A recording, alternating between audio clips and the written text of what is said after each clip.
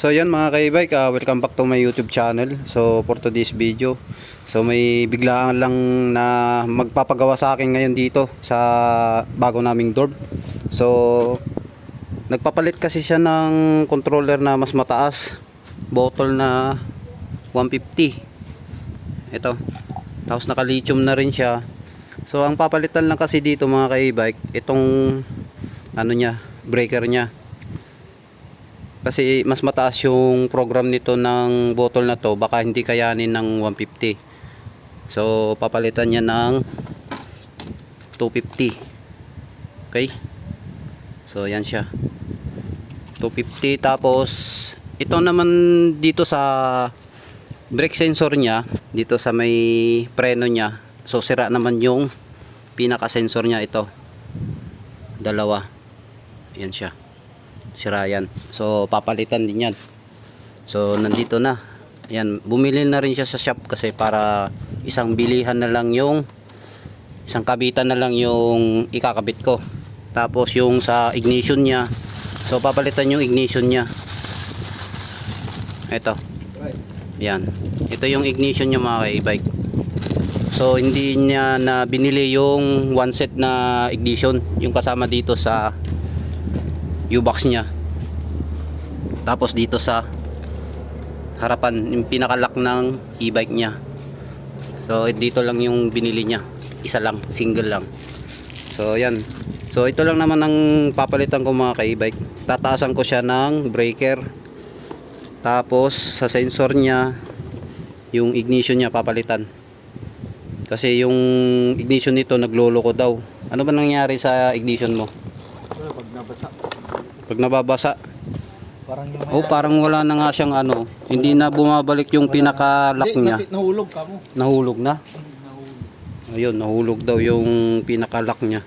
Dapat may takip to eh. Pag nabasa, wala na. Kaya pag nabasa, wala na. Hindi siya masyadong gumagana. Ayan. So papalitan ko muna to, babaklasin ko muna yung U-box niya. Unahin ko muna yung breaker niya dito. Asan yung lock nito? Ewan ko kay Nuno, hindi naman niya binalik lahat. Wala na daw eh. Hindi, mayroon naman ako doon. Oh, Saka na lang pagka napalitan natin ng buong harness to. madali na lang. May ano naman ako doon, may mga extrang digis dito. Ayan. Loose thread na rin yun. So yan na mga ka-e-bike, yung breaker niya, ito na yung stock niya na 150. Okay, yan, napalitan ko na. Tapos yung bago niya na kinabit ko, 250 amperes. So dito ko na siya nilagay, mismong sa lagayan niya, para hindi yung pinaka wire niya dito galing ng battery papunta ng controller, yung kulay pula na yon na malaki. Yun, pinasok ko na dun sa butas, tapos dun ko na sa loob nilagay yung pinaka wire niya para sa breaker. So ito na yung breaker niya mga ka-e-bike. Okay na. Ayan. Tapos yung sa ignition niya, ayan, bago na rin yung ignition niya mga ka-e-bike. Ito na, yun, may takip na siya. So yung stock niya, asan yung stock pre na ignition kanina? Nandiyan yata. Tapos yung sensor niya, Wala na yan. so ito yung ano nyo, yung stock niya, yung pinaka original. Ayan. So wala na siyang takip dito, nahulog na daw. Ito may takip siya, kaya pagka umulan hindi pumapasok yung tubig. Yan, pinalitan ko na rin siya. Pinutol ko yung pinaka wire niya dahil yung bago maiksi yung wiring, tapos yung socket niya iba, kaya yung stock na socket yun ang ginamit ko pa rin. Tapos yung wire niya para mahaba. Okay, ayan siya. Yung sa sensor naman mga ka-e-bike ng taillight niya, ito, ayan, bago na rin yan. So pinalitan ko siya. Ayan, ito siya, pati dun sa kabila. Ito, ayan, bago na rin yan. Okay, So try natin. Susiin natin siya. Ayan. Umiilaw na siya. Umiilaw na yung koso niya. Tapos ito yung taillight niya. I-preno mo nga pre. Yung kabilaan. Yan sa kabila. Tapos sa kabila naman. Kabila. Wala. Hindi, yan. Left and right mo. Okay. Ayan, left and right. Pagtigay niyo. Maano ba siya? Pati nga. Medyo malalim. Okay na yun? Sa ano mo, preno. I-adjust mo yung preno mo. Ayan. Mababaw lang kasi dito yung ano mo. So, ayan. Okay na, gumagana na yung taillight niya sa likod.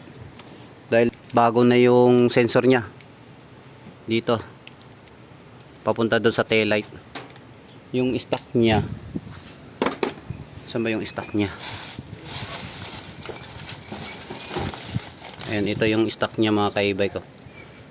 Pinutol ko na siya. Dahil ito, ano na siya. Pundido na sa loob. Hindi na bumabalik. Kaya may extra susi pa siya. Okay? Yan. So, yan na lang. Ikakabit ko na lang yung pinaka headlight niya. Dito. Bibili pa ako. Asan yung susi? Try muna natin.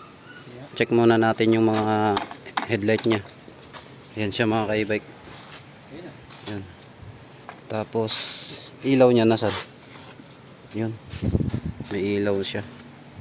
Okay. Tapos yung preno natin. Ayun. Ayan siya dito kabila. Yan. Throttle natin. Mataas nga yan. Mataas.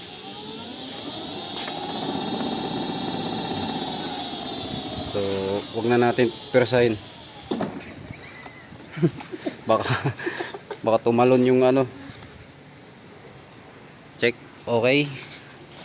Wala na ba natira? Yan. So, yan na. Okay na siya mga ka-e-bike. Lahat. Okay na.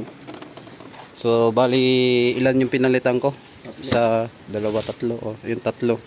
Tatlong pyesa lang. Yun, saglit lang naman yung pag-install ko mga ka-e-bike. Ng susian niya. Breaker. Tapos sa sensor niya dito. Matagal na to eh. Sa brake level. Ayan. So, yan na. Okay na mga ka-e-bike. So, thank you po mga ka-e-bike. Ang bilis nga nasira yung... Alright.